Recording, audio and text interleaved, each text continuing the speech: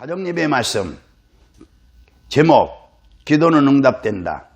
본문 사도행전 12장 5절에서 17절. 서론 사도행전 12장 1절에서 5절은 헤롯 아그리파 1세가 초대교회의 발원지인 예루살렘 교회를 탄압하여 야고보 사도를 처형하고 베드로 사도를 투옥시키는 위급한 재난이 발생했음을 기술하고 있습니다. 6절에서 19절은 교회의 건립사건을 보도하고 있습니다.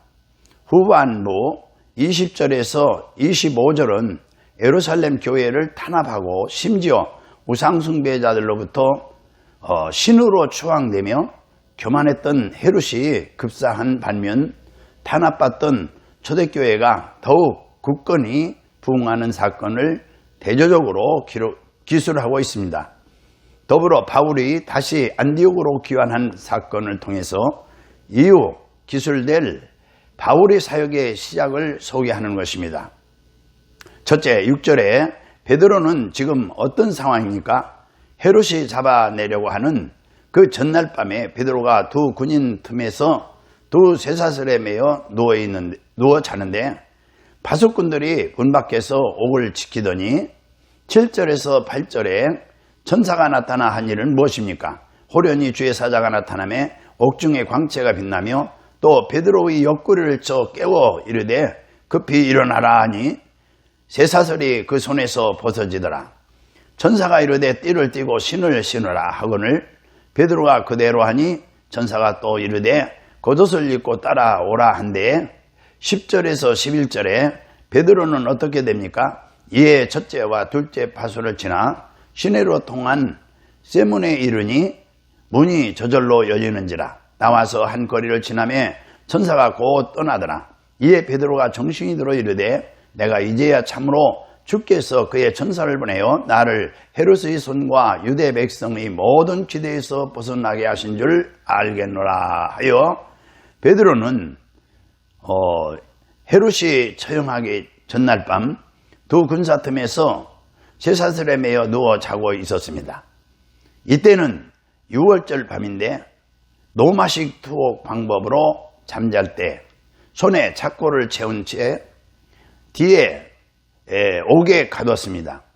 뿐만 아니라 베드로 옆에 두 명은 병사를 두어 전혀 도망칠 수 없게 했습니다. 그러나 베드로는 전혀 개의치 않고 편하게 잠을 자고 있었습니다. 생명까지도 하나님께 의탁한 성도는 두려움이나 걱정에 얽매여 있기보다는 오히려 하나님 앞에 서게 될 때 받게 될 영광의 상급에 대한 소망으로 인해 기뻐하며 감사하고 있는 것입니다. 천사는 자고 있는 베드로를 깨워 손에 묶은 쇠고랑을 풀고 옥을 지키는 군사들이 아무것도 감지하지 못하게 하셨습니다. 이것은 하나님의 도우심이었는데 예루살렘 교회가 합심하여 기도드린 것에 대한 응답하신 결과였습니다. 이런 사건은 인간의 지식이나 지혜로는 도저히 설명이 안 되는 부분인 것입니다. 그러나 기독교는 이처럼 초자연적인 사건을 통해서 하나님의 존재를 설명하기도 하는 것입니다. 또한 이 경우는 진실한 기도에 대한 하나님의 응답으로 구원받는데 그분의 직접적인 개입이 있었음을 강하게 시사해 주고 있는 것입니다. 천사의 인도를 받아 나오는데 마치 환상인 듯한 상태에서 첫째, 둘째 파수를 지나 성으로 통하는 쇠문에 이르니 문이 저절로 열려 어느 거리까지 가게 된 것입니다. 거기서 천사는 떠나갔습니다. 이런 상황을 보면 베드로가 갇혀있던 감옥은 대단히 경계가 삼엄했음을 느낄 수 있는 것입니다. 그런데 하나님은 천사를 보내 베드로를 구출하는데 간수들이 눈을 가려 보지 못하게 하시고 옥문도 열어 쉽게 나오도록 하신 것입니다. 자기 백성을 구원하시기 위한 하나님의 사역은 홍해를 가르실 때, 사사들을 도우실 때, 사도들의 복음 전도를 도우실 때 등등 다양하게 나타나는 것입니다. 이 12절에 교회는 무엇을 하고 있었습니까?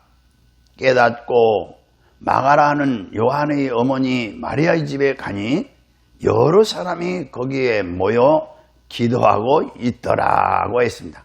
13절에서 15절에 베드로가 대문을 두드렸을 때 벌어진 일이 무엇입니까? 베드로가 대문을 두드리는데 노대라 하는 여자아이가 영접하러 나왔다가 베드로의 음성인 줄 알고 기뻐하여 문을 미처 열지 못하고 달려 들어가 말하되 베드로가 대문 밖에 섰더라 하니 그들이 말하되 네가 미쳤다 하나 여자아이는 힘써 말하되 참말이라 하니 그들이 말하되 그러면 그의 천사라 하더라. 16절에서 17절에 이후에 베드로는 어떻게 됐습니까? 베드로가 문 두들기를 그치지 아니하니 그들이 문을 열어 베드로를 보고 놀라는지라. 베드로가 그들에게 손짓하여 조용하게 하고 주께서 자기를 이끌어 옥에서 나오게 하던 일을 말하고 또 야고보와 형제들에게 이 말을 전하라 하고 떠나 다른 곳으로 가니라.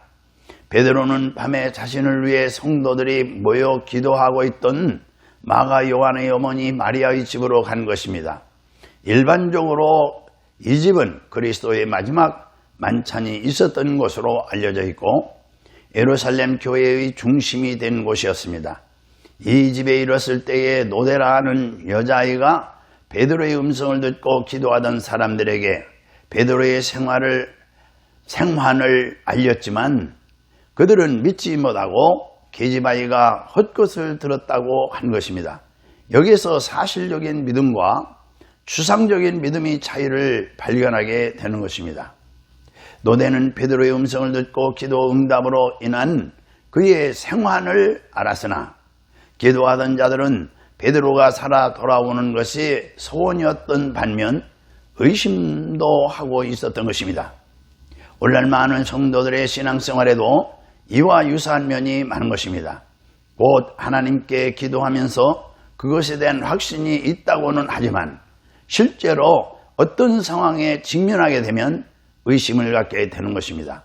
주님은 믿고 구하면 다 응답된다고 가르치셨고 그와 함께 의심이 많은 사람들에게는 보지 않고 믿는 자들이 더 복되다고 하신 것입니다. 베드로는 야고보와 형제들에게 그가 감옥에서 나온 사실을 전하라고 했습니다. 여기서 야고보는 순교자가 아니라 예루살렘 교회의 감독이었던 예수님의 형제 야고보입니다. 이 야고보는 예수님의 동생들 중에 나이가 가장 많은데 신약에서는 단순히 야고보라고 불리었습니다. 그는 처음부터 예수님을 그리스도로 인정하지는 않았고 때로는 예수님을 비난하기도 했습니다. 그러나 그의 개종은 놀라운 변화였던 것입니다. 어떤 과정을 거쳤는지 기록은 없지만 그리스도의 부활은 그의 사상을 완전히 바꿔 놓았습니다. 이로 인해서 야고보는 예수 부활의 생생한 증인으로 선택됐고 충실한 신앙인으로 예루살렘 교회의 탁월한 지도자의 위치에 올라갔습니다. 그는 예리한 통찰력과 깊은 사고력이 있었고 그의 말은 큰 영향력을 끼쳤습니다. 할렐루야, 아멘.